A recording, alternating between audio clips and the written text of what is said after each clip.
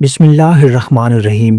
معزز ناظرین، سیدنا عبداللہ بن عباس رضی اللہ عنہ سے روایت ہے، وہ کہتے ہیں سیدنا سلمان فارسی رضی اللہ عنہ نے مجھے اپنا واقعہ اپنی زبانی یوں بیان کیا۔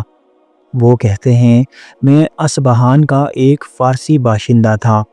میرا تعلق ان کی ایک جئی نامی بستی سے تھا۔ میرے باپ اپنی بستی کے بہت بڑے کسان تھے اور میں اپنے باپ کے ہاں اللہ کی مخلوق میں سب سے زیادہ محبوب تھا۔ میرے ساتھ ان کی محبت قائم رہی، حتیٰ کہ انہوں نے مجھے گھر میں آگ کے پاس ہمیشہ رہنے والے کی حیثیت سے پابند کر دیا، جیسے لڑکی کو پابند کر دیا جاتا ہے۔ میں نے مجوسیت میں بڑی جدوجہد سے کام لیا، حتیٰ کہ میں آگ کا ایسا خادم و مصاحب بنا کہ ہر وقت اس کو جلاتا رہتا تھا اور ایک لمحہ کے لیے بھی اسے بجھنے نہیں دیتا تھا۔ میرے باپ کی ایک بڑی عظیم جائیداد تھی۔ انہوں نے ایک دن ایک عمارت کے سلسلہ میں مصروف ہونے کی وجہ سے مجھے کہا، بیٹا میں تو آج اس عمارت میں مشغول ہو گیا ہوں اور اپنی جائیداد تک نہیں پہنچ پاؤں گا، اس لیے تم چلے جاؤ اور ذرا دیکھ کر آؤ۔ انہوں نے اس کے بارے میں مزید چند احکام بھی صادر کیے تھے۔ پس میں اس جاگیر کے لیے نکل پڑا۔ میرا گزر عیسائیوں کے ایک گرجا گھر کے پاس سے ہوا۔ میں نے ان کی آوازیں سنی، وہ نماز ادا کر رہے تھے۔ مجھے یہ علم نہ ہو سکا کہ عوام الناس کا کیا معاملہ ہے، کہ میرے باپ نے مجھے اپنے گھر میں پابند کر رکھا ہے۔ بہرحال جب میں ان کے پاس سے گزرا اور ان کی آوازیں سنی تو میں ان کے پاس چلا گیا اور ان کی نقل و حرکت دیکھنے لگ گیا۔ جب میں نے ان کو دیکھا تو مجھے ان کی نماز پسند آئی اور میں ان کے دین کی طرف راغب ہوا، اور میں نے کہا، باخدا یہ دین اس مجوسیت سے بہتر ہے جس پر ہم کاربند ہیں۔ میں نے ان سے پوچھا، اس دین کی بنیاد کہاں ہے؟ انہوں نے کہا، اس دین کی بنیاد شام میں ہے۔ پھر میں اپنے باپ کی طرف واپس آ گیا۔ کیونکہ مجھے تاخیر ہو گئی تھی، اس لیے انہوں نے مجھے بلانے کے لیے کچھ لوگوں کو بھی میرے پیچھے بھیج دیا تھا۔ میں اس مصروفیت کی وجہ سے ان کے مکمل کام کی طرف کوئی توجہ نہ دہر سکا۔ جب میں ان کے پاس آیا تو انہوں نے پوچھا، بیٹا آپ کہاں تھے؟ کیا میں نے ایک ذمہ داری آپ کے سپرد نہیں کی تھی؟ میں نے کہا، ابا جان میں کچھ لوگوں کے پاس سے گزرا، وہ گرجا گھر میں نماز پڑھ رہے تھے۔ مجھے ان کی کاروائی بڑی پسند آئی۔ اللہ کی قسم میں ان کے پاس ہی رہا حتیٰ کہ سورج غروب ہو گیا۔ میرے باپ نے کہا، بیٹا اس دین میں کوئی خیر نہیں ہے، تمہارا اور تمہارے ابا کا دین اس سے بہتر ہے۔ میں نے کہا، باخدا ہرگز نہیں، وہ دین ہمارے دین سے بہتر ہے۔ میرے ان جذبات کی وجہ سے میرے باپ کو میرے بارے میں خطرہ لاحق ہوا اور انہوں نے میرے پاؤں میں بیڑیاں ڈال کر مجھے گھر میں پابند کر دیا۔ میں نے عیسائیوں کی طرف پیغام بھیجا کہ جب شام سے تاجروں کا عیسائی قافلہ آئے تو مجھے خبر دینا۔ کچھ ایام کے بعد جب شام سے عیسائیوں کا تجارتی قافلہ پہنچا تو انہوں نے مجھے اس کی آمد کی اطلاع دی۔ میں نے ان سے کہا، جب اس قافلے کے لوگ اپنی ضروریات پوری کر کے اپنے ملک کی طرف واپس لوٹنا چاہیں تو مجھے بتلا دینا۔ جب انہوں نے واپس جانا چاہا تو انہوں نے مجھے اطلاع دے دی۔ میں نے اپنے پاؤں سے بیڑیاں اتار پھینکی اور ان کے ساتھ نکل پڑا اور شام پہنچ گیا۔ جب میں شام پہنچا تو پوچھا، وہ کون سی شخصیت ہے جو اس دین والوں میں افضل ہے؟ انہوں نے کہا، فلاں گرجا گھر میں ایک پادری ہے۔ میں اس کے پاس گیا اور میں نے کہا، میں اس دین نصرانیت کی طرف راغب ہوا ہوں۔ اب میں چاہتا ہوں کہ آپ کے پاس رہوں اور گرجا گھر میں آپ کی خدمت کروں اور آپ سے تعلیم حاصل کروں اور آپ کے ساتھ نماز پڑھوں۔ اس نے کہا، ٹھیک ہے آ جاؤ۔ پس میں اس میں داخل ہو گیا، لیکن وہ بڑا برا آدمی تھا۔ وہ لوگوں کو صدقہ کرنے کا حکم دیتا تھا اور ان کو ترغیب دلاتا تھا۔ جب وہ کئی اشیاء لے کر آتے تھے تو وہ اپنے لیے جمع کر لیتا تھا اور مساکین کو کچھ بھی نہیں دیتا تھا، حتیٰ کہ اس کے پاس سونے اور چاندی کے 7 مٹکے جمع ہو گئے۔ میں اس کے کرتوتوں کی بنا پر اس سے نفرت کرتا تھا۔ بلاخر وہ مر گیا۔ اسے دفن کرنے کے لیے عیسائی لوگ پہنچ گئے۔ میں نے ان سے کہا، یہ تو برا آدمی تھا، یہ تم لوگوں کو تو صدقہ کرنے کا حکم دیتا اور اس کی ترغیب دلاتا تھا، لیکن جب تم لوگ اس کے پاس صدقہ جمع کرواتے تھے تو یہ اسے اپنے لیے ذخیرہ کر لیتا تھا اور مساکین کو بالکل نہیں دیتا تھا۔ انہوں نے مجھ سے پوچھا، تجھے کیسے علم ہوا؟ میں نے کہا، میں تمہیں اس کے خزانے کی خبر دے سکتا ہوں۔ انہوں نے کہا، تو پھر ہمیں بتاؤ۔ پس میں نے ان کو اس خزانے کا مقام دکھایا۔ انہوں نے وہاں سے سونے اور چاندی کے بھرے ہوئے 7 مٹکے نکالے۔ جب انہوں نے صدقے کا یہ حشر دیکھا تو کہنے لگے، باخدا ہم اس کو کبھی دفن نہیں کریں گے۔ سو انہوں نے اس کو سولی پر لٹکایا اور پھر پتھروں سے اس کا سنگسار کیا۔ بعد ازاں وہ اس کی جگہ ایک اور آدمی لے آئے۔ سلمان کہتے ہیں، جو لوگ 5 نمازیں ادا کرتے تھے، میں نے اس کو ان میں افضل پایا۔ میں نے اسے دنیا میں سب سے زیادہ بے رغبت، آخرت کے معاملے میں سب سے زیادہ رغبت والا، اور دن ہو یا رات عبادت کے معاملات کو تنہائی سے ادا کرنے والا پایا۔ میں نے اسے ایسی محبت کی کہ اس سے پہلے اس قسم کی محبت کسی سے نہیں کی تھی۔ میں اسی کے ساتھ کچھ زمانہ تک مقیم رہا۔ بلاخر اس کی وفات کا وقت قریب آ پہنچا۔ میں نے اس سے کہا، اے فلاں، میں تیرے ساتھ رہا اور میں نے تجھ سے ایسی محبت کی کہ اس سے قبل اس قسم کی محبت کسی سے نہیں کی تھی۔ اب تیرے پاس اللہ تعالیٰ کا حکم موت آ پہنچا ہے، تو خود بھی محسوس کر رہا ہے۔ اب تو مجھے کس بندہ خدا کے پاس جانے کی نصیحت کرے گا اور مجھے کیا حکم دے گا؟ اس نے کہا، میرے بیٹے، اللہ کی قسم، میں جس دین پر پابند تھا، میرے علم کے مطابق کوئی بھی اس دین کا پیروکار نہیں ہے۔ لوگ ہلاک ہو گئے ہیں اور تبدیل ہو گئے ہیں، اور جس شریعت کو اپنا رکھا تھا اس کے اکثر امور کو ترک کر دیا ہے۔ ہاں، ایک آدمی موصول میں ہے، وہ بھی اسی دین پر کاربند ہے، پس تو اس کے پاس چلے جانا۔ جب وہ فوت ہو گیا تو اسے دفن کر دیا گیا تو میں موصل والے آدمی کے پاس پہنچ گیا۔ میں نے اسے کہا، اے فلاں، فلاں آدمی نے موت کے وقت مجھے وصیت کی تھی کہ میں تجھ سے آ ملوں۔ اس نے مجھے بتلایا تھا کہ تم بھی اس کے دین پر کاربند ہو۔ اس نے مجھے کہا، ٹھیک ہے، تم میرے پاس ٹھہر سکتے ہو۔ پس میں نے اس کے پاس اقامت اختیار کی۔ میں نے اسے بہترین آدمی پایا جو اپنے ساتھی کے دین پر برقرار تھا۔ کچھ عرصہ کے بعد اس پر بھی فوت ہونے کے آثار دکھائی دینے لگے۔ جب اس پر وفات کی گھڑی آ پہنچی تو میں نے کہا، اے فلاں، فلاں نے تو مجھے تیرے بارے میں وصیت کی تھی اور مجھے حکم دیا تھا کہ تیری صحبت میں رہوں۔ اب اللہ تعالیٰ کی طرف سے جو کچھ تجھ پر نازل ہونے والا ہے وہ تو دیکھ رہا ہے، لہٰذا مجھے کیا وصیت کرے گا اور کیا حکم دے گا کہ میں کس کے پاس جاؤں؟ اس نے کہا، بیٹا، اللہ کی قسم، میرے علم کے مطابق تو ہمارے دین پر قائم صرف ایک آدمی ہے جو نسبین میں ہے۔ میری وفات کے بعد اس کے پاس چلے جانا۔ پس جب وہ فوت ہوا اور اسے دفن کر دیا گیا تو میں نسبین والے صاحب کے پاس پہنچ گیا۔ میں اس کے پاس آیا اور اسے اپنے بارے میں اور اپنے رہنما کے حکم کے بارے میں مطلع کیا۔ اس نے کہا، میرے پاس ٹھہریے۔ سو میں اس کے پاس ٹھہر گیا۔ میں نے اس کو اس کے سابقہ دونوں صاحبوں کے دین پر پایا۔ وہ بہت بہترین آدمی تھا جس کے پاس میں نے اقامت اختیار کی، لیکن اللہ کی قسم وہ جلد ہی مرنے کے لیے تیار ہو گیا۔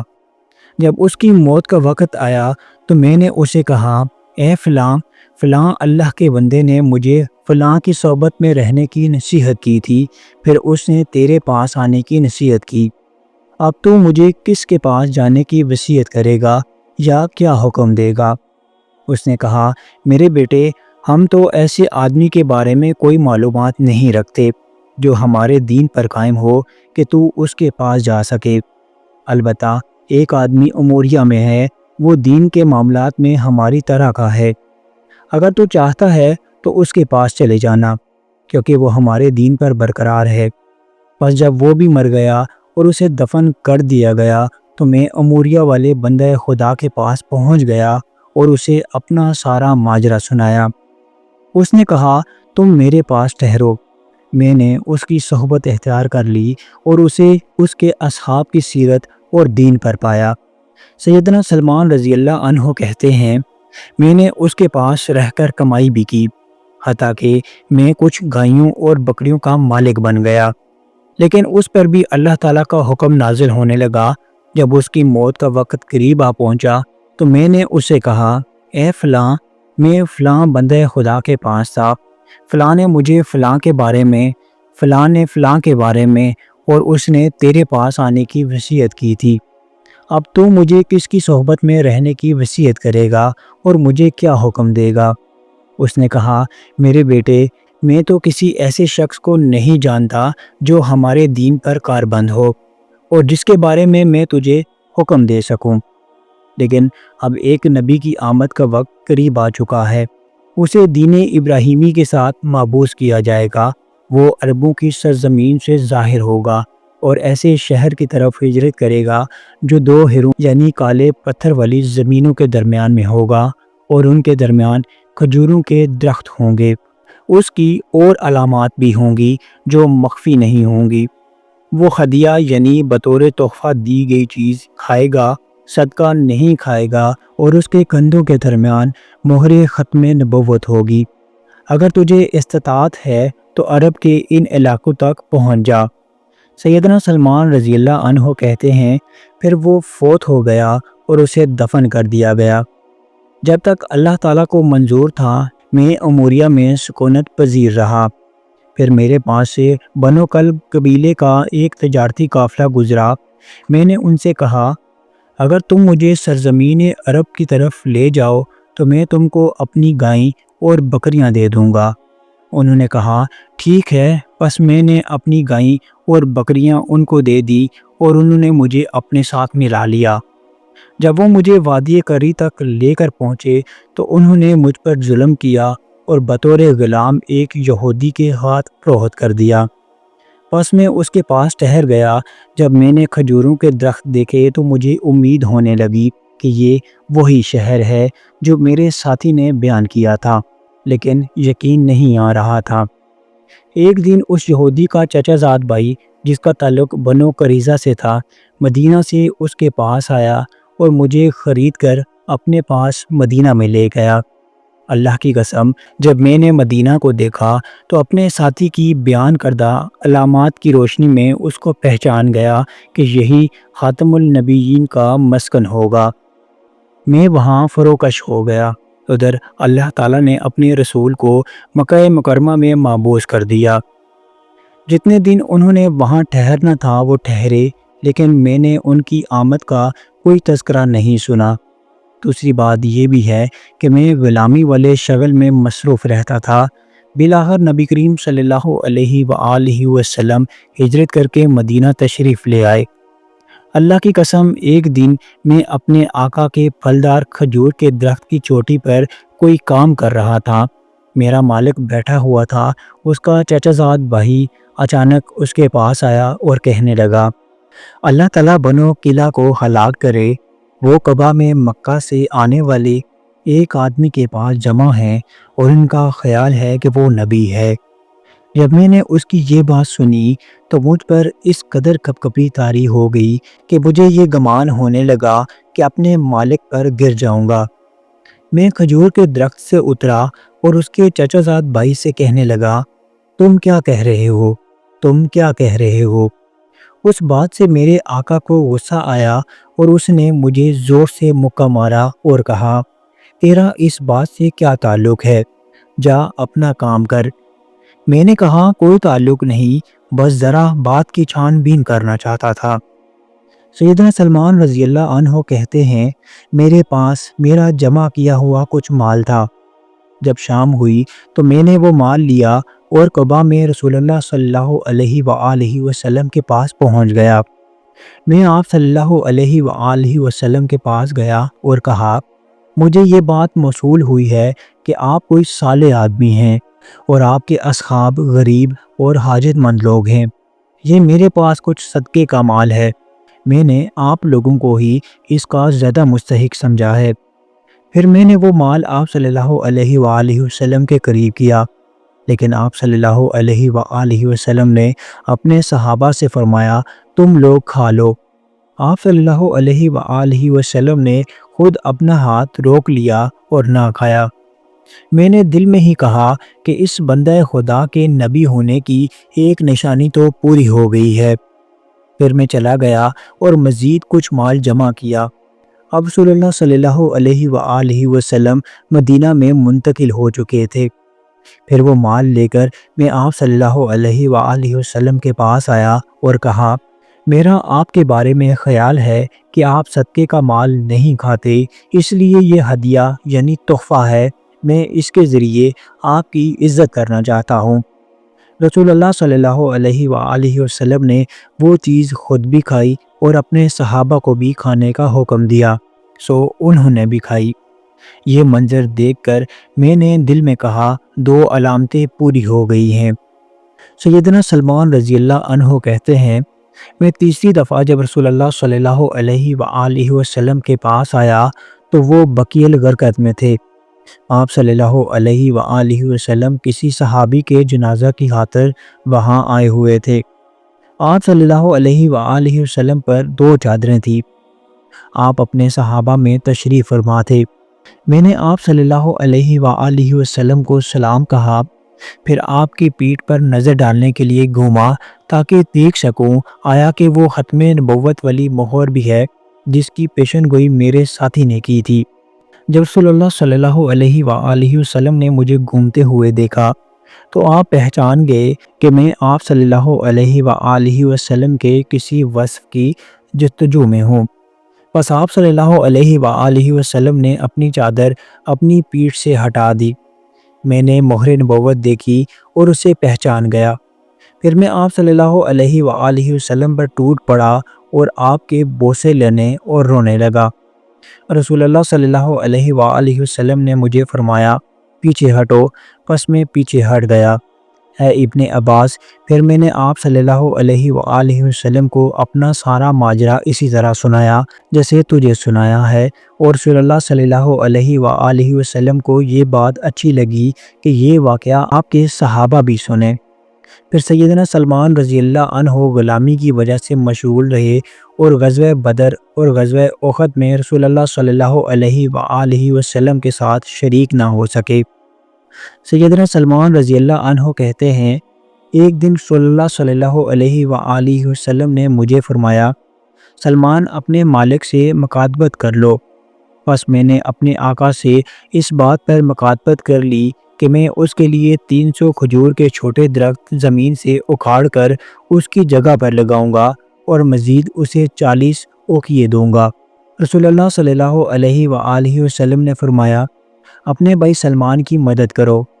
لوگوں نے مدد کرتے ہوئے مجھے کھجوروں کے درخت دیے، کسی نے 30، کسی نے 20، کسی نے 15، کسی نے اپنی استطاعت کی بقدر مجھے کھجوروں کے چھوٹے درخت دیے، حتیٰ کہ میرے پاس 300 کھجور کے درخت جمع ہو گئے۔ رسول اللہ صلی اللہ علیہ وآلہ وسلم نے مجھے فرمایا سلمان جاؤ اور گڑھے کھودو، جب فارغ ہو جاؤ تو میرے پاس آ جانا، یہ پودے میں خود لگاؤں گا۔ سیدنا سلمان رضی اللہ عنہ کہتے ہیں میں نے گڑھے کھودے، میرے ساتھیوں نے میری معاونت کی۔ جب میں فارغ ہوا تو آپ صلی اللہ علیہ وآلہ وسلم کے پاس آیا اور آپ کو اطلاع دی۔ رسول اللہ صلی اللہ علیہ وآلہ وسلم میرے ساتھ نکلے۔ ہم کھجوروں کے وہ پودے آپ صلی اللہ علیہ وآلہ وسلم کے قریب کرتے تھے اور آپ اپنے ہاتھ سے ان کو لگا دیتے تھے۔ اس ذات کی قسم جس کے ہاتھ میں سلمان کی جان ہے، ان میں سے کھجور کا ایک پودا بھی نہ مرا۔ اب میں کھجور کے چھوٹے درختوں لگا چکا تھا اور 40 اوقیوں والا مال باقی تھا۔ کسی غزوے سے رسول اللہ صلی اللہ علیہ وآلہ وسلم کے پاس مرغی کے انڈے کے بقدر سونا لایا گیا۔ آپ صلی اللہ علیہ وآلہ وسلم نے پوچھا مکاتبت کرنے والا سلمان فارسی کیا کر رہا ہے؟ مجھے بلایا گیا۔ آپ صلی اللہ علیہ وآلہ وسلم نے فرمایا سلمان یہ لو اور اس کے ساتھ اپنی ذمہ داری ادا کرو۔ میں نے کہا اے اللہ کے رسول، مجھ پر جتنا قرضہ ہے اس سے کیا اثر ہوگا؟ یعنی قرضہ بہت زیادہ ہے۔ آپ صلی اللہ علیہ وآلہ وسلم نے فرمایا، یہ تو لوگ عنقریب اللہ تعالیٰ تمہارا قرضہ بھی ادا کر دے گا۔